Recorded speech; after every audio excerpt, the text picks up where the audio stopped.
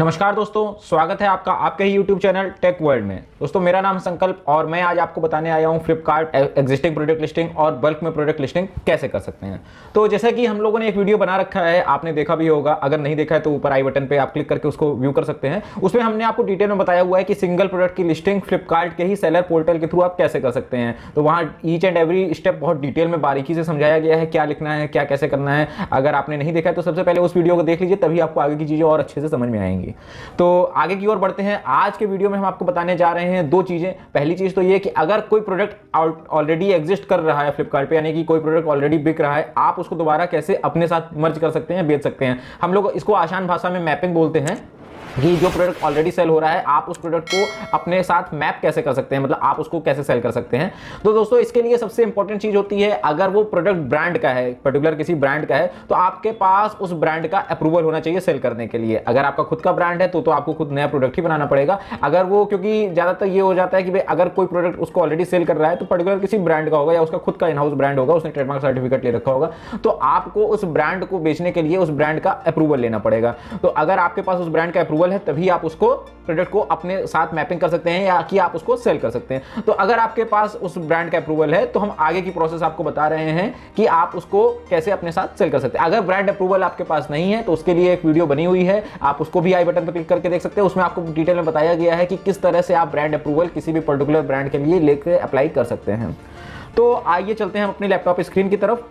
यहाँ पे जैसे कि अब ये आप देख सकते हैं, मैंने एक शूज़ निकाला हुआ है। ये कैंपस का शूज़ है, ड्रीमप्लेक्स रनिंग शूज़ फॉर मैन। तो इसमें जो URL है यानी वेबसाइट का एड्रेस है, ये मैंने यहाँ पे क्लिक किया हुआ है, आप देख सकते हैं flipkart.com कैंपस के लिखा हुआ है पूरा। और क्वेश्चन मार्क के बाद यहाँ पे देखिए PID करके इज इक्वल टू है, ये मैं हाईलाइट कर रहा हूँ। तो ये जो आईडी होती है PID, इसको FSN भी बोलते हैं। PID इज इक्वल टू के बाद कुछ अल्फाबेट्स लिखे हुए हैं और आप इसको डिफरेंशिएट इस तरह से कर सकते हैं, PID इज इक्वल टू के बाद जो भी लिखा होगा और ये एंड का सिंबल जो बना हुआ है यहाँ पे इसके पहले का, तो इसके बीच में जो भी है हम इसको कॉपी कर लेते हैं और हम ये मान के चल रहे हैं कि हमारे को ये Campus Dreamplex running shoes for man जो है ये हमें सेल करना है। लेकिन मेरे पास पहले से इस ब्रांड का अप्रूवल है, तो हम इसको कैसे सेल कर सकते हैं ये आइए हम आपको दिखाते हैं। तो जैसे कि हम लिस्टिंग पे आएंगे और यहाँ पे ऐड न्यू लिस्टिंग पे हमने क्लिक कर दिया है, ठीक है।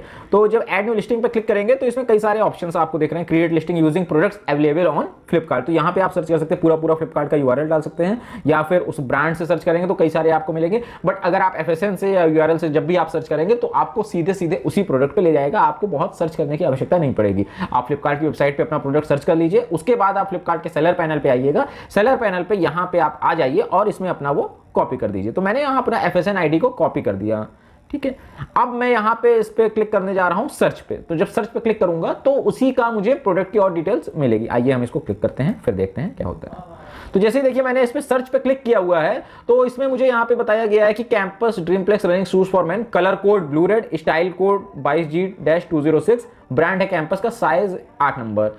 तो मैं इसमें स्टार्ट सेलिंग और ऐड वेरिएंट। वेरिएंट का मतलब होता है कि आप उसी में अगर कुछ और वेरिएंट, जैसे आपको 8 की जगह 9 नंबर डालना है या 10 नंबर या कोई कलर का वेरिएंट है, तो उसके आधार पे आप वेरिएंट चुन सकते हैं। फिलहाल जो एग्जिस्टिंग प्रोडक्ट हैं तो उसके सारे वेरिएंट भी जहां तक अवेलेबल होने चाहिए होते ही हैं, साइज में तो सारे अवेलेबल होंगे। कलर का कॉम्बिनेशन अगर आपको नहीं मिल रहा है तो आप उसका अपना वेरिएंट ऐड कर सकते हैं।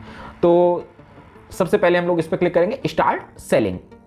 और जैसे मैं स्टार्ट सेलिंग पे क्लिक किया तो मुझे इस तरह का देखिए इंटरफेस ओपन होके मिल गया। इसमें बहुत सारी डिटेलिंग मांगी जा रही है। बेसिकली ये अगर आपने मेरा लास्ट वीडियो देखा है तो आपको ये डिटेलिंग और वो डिटेलिंग लगभग सिमिलर मिलेंगी। इसमें आपकी कुछ चीज़ों की बचत हो जाती है, जैसे इसमें आपको इमेज नहीं डालनी पड़ेगी और जो इमेज का अप्रूवल होता है कि क्या गाइडलाइंस है, वो सारी चीज़ों की आपको फोकस या मेहनत नहीं करनी पड़ेगी, वो आपको बना बनाया मिल जाएगा। बस आप अपनी SKU जो चीज़ें थी जो हम लोग पहले भी मेंशन कर चुके हैं, वही जो बेसिक चीज़ें हैं वही हम लोगों को इसमें डालनी होगी। एक और अब चलते हैं। तो जैसे इसमें आपको दिख रहा है कई सारे इसमें फॉर्म्स आपको मिलेंगे। सेलर SKU ID है, लिस्टिंग स्टेटस है, MRP है, सेलिंग प्राइस है। वन बाय वन हम जल्दी से गो थ्रू हो लेते हैं, बहुत बड़ी चीज़ नहीं है। सेलर SKU ID, तो जैसे कि मैं पहले ही आपको बता चुका हूँ, बहुत इंपॉर्टेंट चीज़ होती है सेलर SKU ID। इससे आप यूनिकली आइडेंटिफाई कर सकते हैं। ये तब आपको, जैसे अगर आपको सिर्फ 2 या 4 प्रोडक्ट बेचते हैं तब आपको कोई दिक्कत नहीं होने वाली, लेकिन जैसे जैसे आपका कैटलॉग बढ़ेगा आपका ये और इंक्रीज होगा। जब 2000 4000 इस तरह से आपके न्यूमरस कैटलॉग हो जाएंगे, कई सारे प्रोडक्ट्स आ जाएंगे, तब आपको इसकी बहुत आवश्यकता पड़ेगी। तो तब जैसे इसकी आवश्यकता इस तरह से पड़ेगी कि सेलर SKU ID में आप इसका जो है ऐसा SKU रखिए जिससे आप इसको यूनिकली आइडेंटिफाई करें। तो जैसे अब इसका नाम था, इस शूज़ का नाम कैंपस ड्रीमप्लेक्स ब्लू रेड और ये 8 नंबर है। तो मेरे को आप देख लीजिए लीजिए कि मैं कैसे इसका SKU बनाता हूँ। आप कुछ भी बना सकते हैं, वो आपके ऊपर है, बट एक जनरलाइज्ड अगर एक नोमेनक्लेचर हो जाएगा तो आप ही को आराम आएगा। कभी भी आपके 70-80 ऑर्डर एक दिन में आ गए तो आपको आइडेंटिफाई करने में मदद मिलेगी SKU से कि आपको किस प्रोडक्ट का ऑर्डर मिला हुआ है। तो जैसे कि मैं इसमें सबसे पहले कैंपस है ब्रांड, तो मैं उसका CMP डाल देता हूँ कि ये कैंपस का है, फिर डैश लगा दिया। इस आर्टिकल का नाम लिख दिया ड्रीमप्लेक्स, कलर मैंने फिर लिख दिया ब्लू रेड, और फिर साइज लिख दिया। ब्रांड, आर्टिकल, कलर और साइज, इसको मैं मिक्स करते हुए अपना जो भी SKU बनाता हूं इस तरह से बनाता हूं। तो इससे क्या होगा, मुझे फ्यूचर में बहुत आराम मिलेगा। अगर मेरे पास एक ही दिन में 70-80 जूतों के ऑर्डर आ गए और कौन से साइज का आया है, इसी कलर का आया है, दूसरे कलर का है, तो मुझे आइडेंटिफाई करने में आसानी रहती है। नेक्स्ट ऑप्शन पे चलते हैं। जैसे इसमें लिस्टिंग स्टेटस का जानकारी चाह रहे हैं, तो एक्टिव या इनएक्टिव। तो जब भी आप नया प्रोडक्ट डालेंगे तो एक्टिव ही रखेंगे। ये इनएक्टिव तब करते हैं जब हमारा कोई प्रोडक्ट बहुत पुराना हो गया या हम उसको नहीं सेल करना चाह रहे हैं, तब होता है। नए प्रोडक्ट की बात कर रहे हैं तो आपको एक्टिव स्टेट में ही डालना पड़ेगा, तभी वो विजिबिलिटी होगी। फिर आते हैं, नेक्स्ट ऑप्शन आएगा आपका MRP और सेलिंग प्राइस। तो जो MRP है, जैसे अगर इसकी 2499 MRP है तो मैंने यहाँ पे MRP डाल दिया 2499, और अगर हम सेल कर रहे हैं इसको 2299 तो फिर मैंने 2299 इसकी सेलिंग प्राइस डाल दी। फुलफिलमेंट बाई में आपको सेलेक्ट करना होगा सेलर, क्योंकि सेलर स्मार्ट अभी हम लोगों के पास ऑप्शन नहीं होगा, न्यू सेलर है। तो जैसे जैसे आगे होगा तो उसकी तरह F एश्योर्ड के जो सेलर स्मार्ट होते हैं वहाँ पे ऑप्शन आएगा। और स्टॉक में भी इसमें डोमेस्टिक प्रोक्योरमेंट है, एक्सप्रेस है और इन स्टॉक है, 3 तरह की चीजें हैं। तो अभी हम लोग को इन स्टॉक रखना है। एक्सप्रेस और डोमेस्टिक प्रोक्योरमेंट में क्या होता है चीजें, ये हम आपको आगे के वीडियोस में जानकारी देंगे।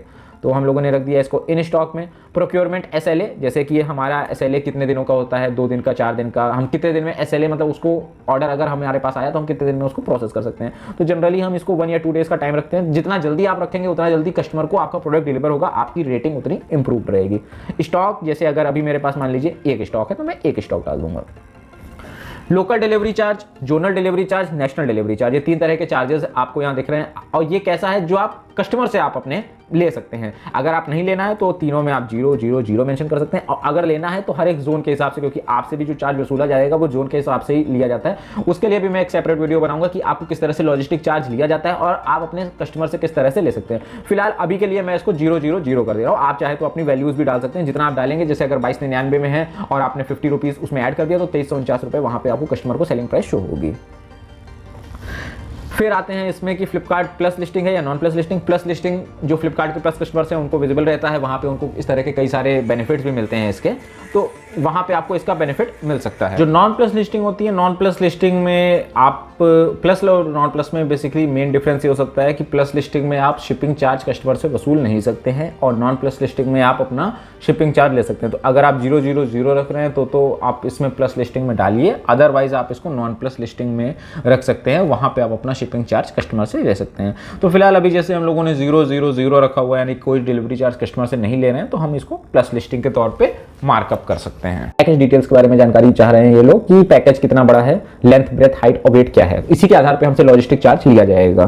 तो लेंथ, ब्रेथ, हाइट इसलिए लिया जाता है क्योंकि इससे वॉल्यूमेट्रिक वेट मिलता है, और वेट हमें एक्चुअल वेट जो हमारे प्रोडक्ट का है वो आपको डालना होता है। तो जैसे अभी मेरा जो शूज है उसकी लेंथ है 20 सेंटीमीटर एंड 8 सेंटीमीटर, और जो मेरा इसका वेट है वो है मान लीजिए 1.2 kg। तो ये मेरा जो उसका डायमेंशंस था और वेट था वो मैंने इस प्रोडक्ट का यहाँ पे मेंशन कर दिया।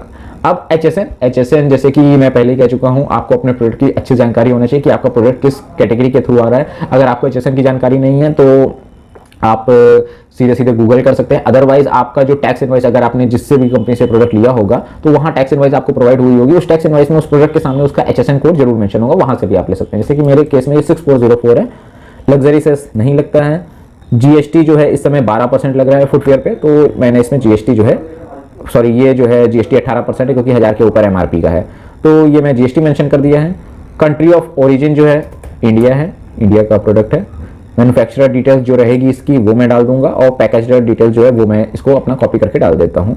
तो ये जो है हमारा यहाँ पे, इसके बाद फिर मैं इसको सबमिट करूंगा और ये मेरा प्रोडक्ट जो है QC कोड चेकिंग के लिए फ्लिपकार्ट की टीम के पास पहुंच जाएगा। तो ये तो हमारा जो हो गया है आज, इसमें आपको पूरी तरह से हमने जानकारी दे दी कि अगर कोई एग्जिस्टिंग प्रोडक्ट है उस फ्लिपकार्ट पे सेल हो रहा है तो आप किस तरह से उसको मैप करके अपने प्रोडक्ट के साथ में मर्ज कर लीजिए, मैप कर लीजिए और खुद भी उसको सेल करना स्टार्ट कर सकते हैं। इस वीडियो में आपको अगर किसी भी तरह का कंफ्यूजन है, किसी भी तरह की आपको जानकारी चाहिए कि पर्टिकुलर ये एट्रीब्यूट नहीं समझ में आ रहा है, या कोई भी तरह का किसी भी तरह का कोई कंफ्यूजन या कोई कंक्लूजन नहीं आपको आ रहा है, किसी भी तरह की क्वेरीज हैं आपकी, तो आप बिल्कुल इस वीडियो के कमेंट सेक्शन में हमको कमेंट करिए। मैं आपको पर्सनली उस पर रिप्लाई करके आपकी सारी जो दिक्कतें हैं वो वहाँ से आपको दूर करने की कोशिश करूँगा। और अगर आपको हमारा वीडियो पसंद आया हो तो बिल्कुल लाइक, कमेंट और शेयर करिए। धन्यवाद दोस्तों। है।